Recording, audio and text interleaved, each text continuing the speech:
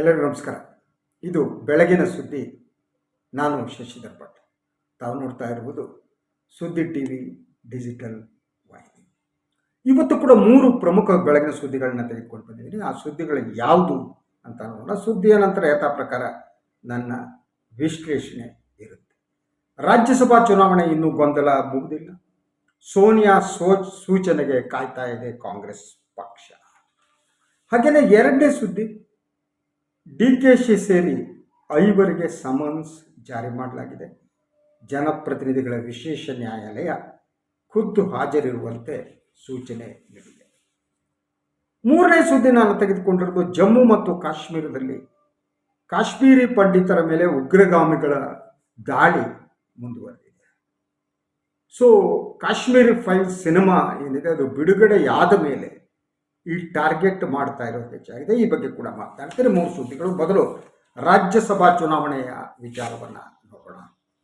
So ಏನು ಒಳಗಡೆ ಒಂದು ಹುದ್ದೆಗಾಗಿ 3 ಪಕ್ಷಗಳು ಪೈಪೋಟಿ ನಡೀತಾ ಇದೆ. ಒಟ್ಟು 4 ಸ್ಥಾನಗಳಿಗೆ ಚುನಾವಣೆ ನಡೀತಾ ಇದೆ. ಸೊ ಒಂದು ಇಡೀ ಈ ಒಂದು ರಾಜ್ಯಸಭಾ ಚುನಾವಣೆಯ ಬೆಳವಣಿಗೆ ಇದೆಯಲ್ಲ, ಅದು ಎಲ್ಲ ಪಕ್ಷಗಳ ಒಳಗೆ ಒಂದು ಆಂತರಿಕವಾದ ಗೊಂದಲವನ್ನು ಸೃಷ್ಟಿ ಮಾಡಿದೆ ಅಂತ. ಸೊ ಕಾಂಗ್ರೆಸ್ ಪಕ್ಷದ ನೋಡೋಣ. JDS ಅನ್ನು ಕೌಂಟರ್ ಮಾಡುವುದಕ್ಕೆ ಸಿದ್ದರಾಮಯ್ಯ ಮುಂದಾದರ ಈ ವಿಚಾರದಲ್ಲಿ ಅನುಮಾನ ಬೇಕಾಗಿಲ್ಲ. ಯಾವ ಕಾರಣಕ್ಕೂ ಕೂಡ JDS ಜೊತೆ ಹೊಂದಾಣಿಕೆ ಇಲ್ಲ ಅನ್ನುವ ಮಾತನ್ನು ಸಿದ್ದರಾಮಯ್ಯ ಆಡಿದ್ದಾರೆ. ಆದರೆ ತೀವ್ರ ರೂಪದ ಬೆಳವಣಿಗೆಗಳು ನಡೀತಾ ಇದೆ. JDS ಈಗಲೂ ಕೂಡ ಸೋನಿಯಾ ಗಾಂಧಿ ಅವರ ಸೂಚನೆಗೆ ಕಾಯ್ತಾ ಇದೆ. ಅವರ ಪ್ರಕಾರ ಸೋನಿಯಾ ಗಾಂಧಿ ಅವರು ಬೆಂಬಲದ ಭರವಸೆ ನೀಡಿದ್ದಾರೆ. ಕಾಂಗ್ರೆಸ್ ಪಕ್ಷದ ಒಳಗಡೆ ಕೂಡ ಆ ನಿರೀಕ್ಷೆ ಇದೆ. ಸೋನಿಯಾ ಗಾಂಧಿ ಏನು ಹೇಳಬಹುದು, ಪಕ್ಷದ ಅಭ್ಯರ್ಥಿಯನ್ನ ಮನ್ಸೂರ್ ಅಲಿ ಖಾನ್ ಅವರನ್ನ ವಾಪಸ್ ಪಡೆದು JDSಗೆ ಬೆಂಬಲ ಕೊಡಿ ಅಂತ ಹೇಳ್ತಾರೆ ಅನ್ನುವ ನಿರೀಕ್ಷೆ ಕಾಂಗ್ರೆಸ್ನ ಒಂದು ವಲಯದಲ್ಲಿ.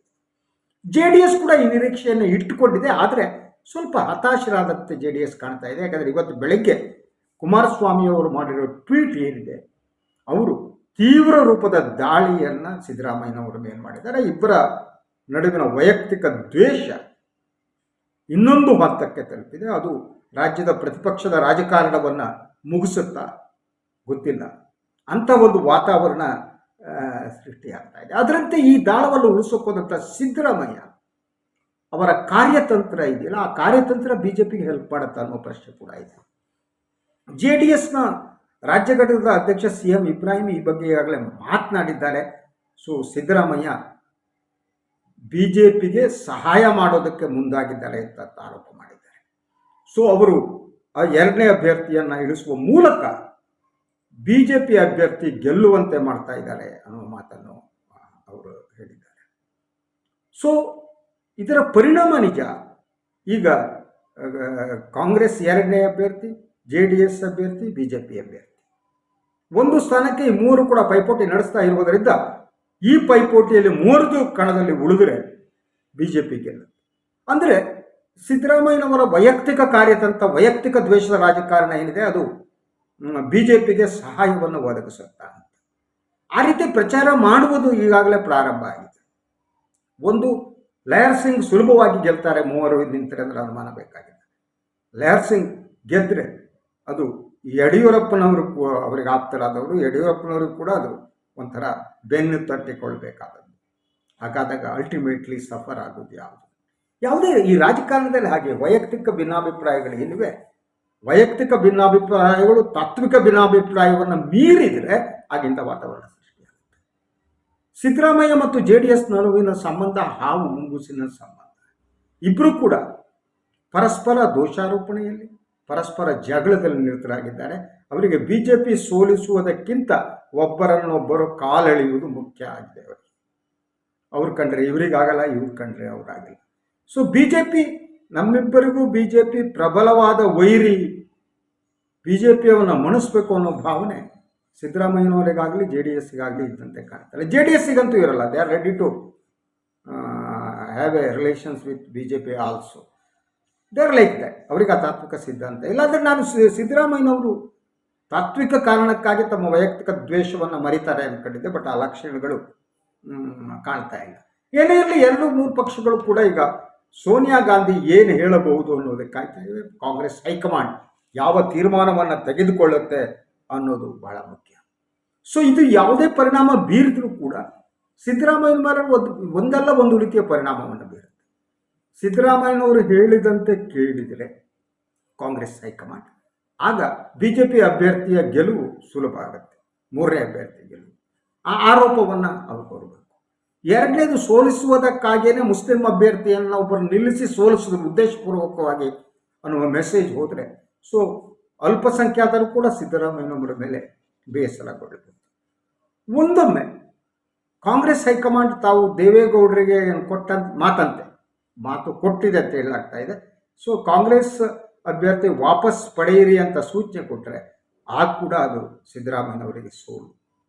ಯಾಕೆಂದರೆ ವಾಪಸ್ ಪಡೆದು ಕಾಂಗ್ರೆಸ್ JDS ಅಭ್ಯರ್ಥಿಗೆ ಬೆಂಬಲ ಕೊಟ್ಟರು ಅಂದರೆ ಸಿದ್ದರಾಮಯ್ಯನವರ ಇಡೀ ಹೋರಾಟ ಹೊಳೆಯಲ್ಲಿ ಹೋಮ ಮಾಡೋದಂತೆ.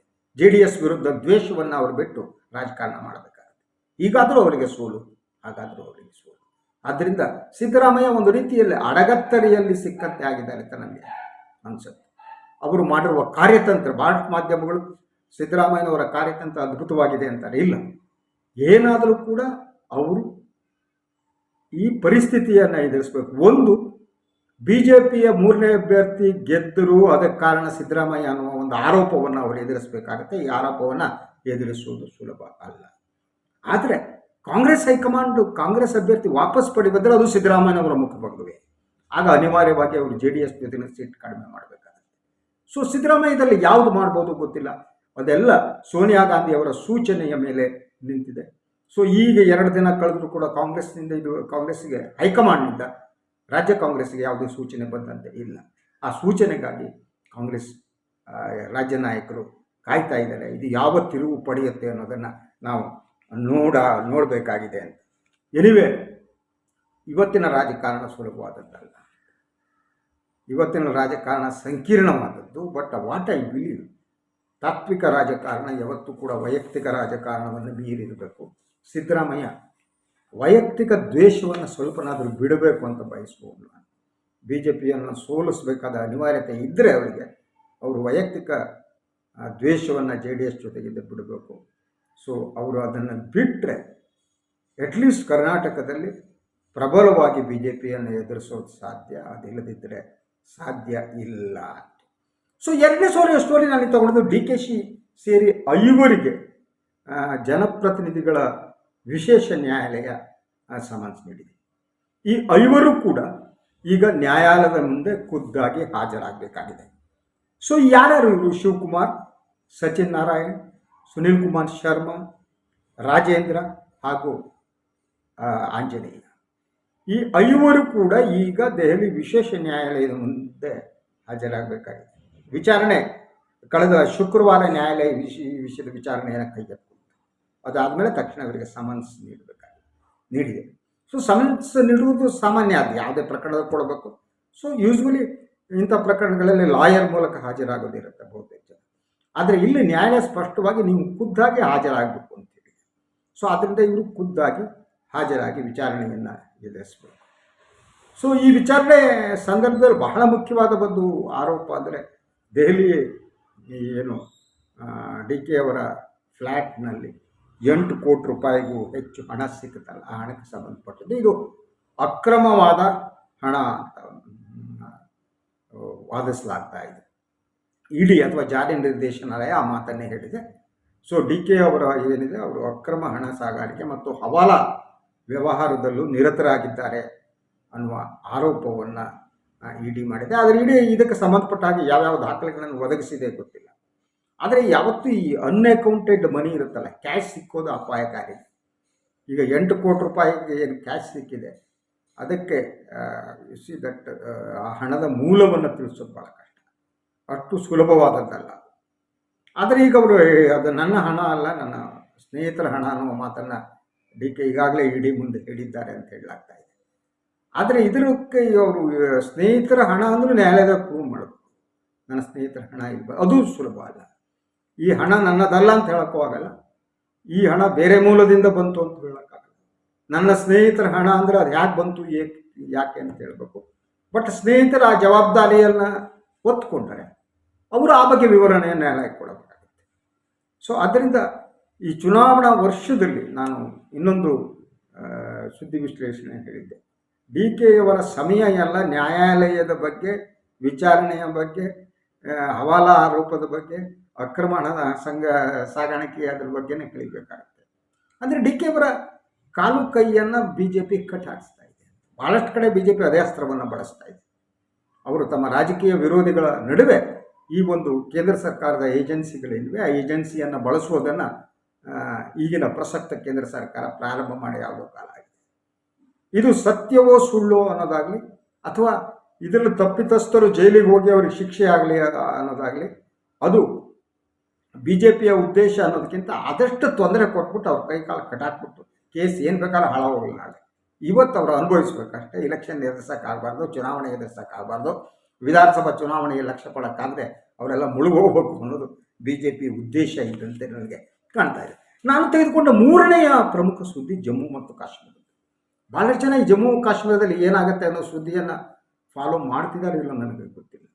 ಆದರೆ ಇತ್ತೀಚಿನ ತಿಂಗಳುಗಳಲ್ಲಿ ಅಲ್ಲಿ ಕಾಶ್ಮೀರಿ ಪಂಡಿತರ ಹತ್ಯೆಯ ಘಟನೆಗಳು ಹೆಚ್ಚಾಗ್ತವೆ. ಸ್ಕೂಲ್ ಟೀಚರ್ಗಳು, ಇನ್ನೊಬ್ಬರು, ಸರ್ಕಾರಿ ನೌಕರರು ಎಲ್ಲರ ಮೇಲೆ ಉಗ್ರಗಾಮಿಗಳು ಅಟ್ಯಾಕ್ ಮಾಡ್ತಿದ್ದಾರೆ.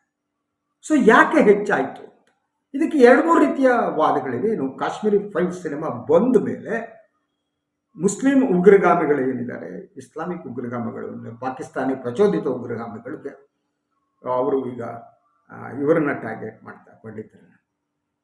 ಸೊ ಇದನ್ನು ತಡೆಯೋದಕ್ಕೆ ಕೇಂದ್ರ ಸರ್ಕಾರ ಏನು ಮಾಡುತ್ತೆ ಗೊತ್ತಿಲ್ಲ. ಅದ್ರ ಜೊತೆಗೆ ಸಿನಿಮಾ ಪ್ರೊಡ್ಯೂಸ್ ಮಾಡಿಬಿಟ್ಟು ನಾವೆಲ್ಲ ಮೆಚ್ಕೊಂಡ್ರಲ್ಲ, ಎಲ್ಲ ಅದ್ಭುತವಾದ ಸಿನಿಮಾ ಹೋಗ್ತೀರಾ ಈಗ ಕಾಶ್ಮೀರ ಪಂಡಿತರನ್ನ ಉಳಿಸೋದಕ್ಕೆ.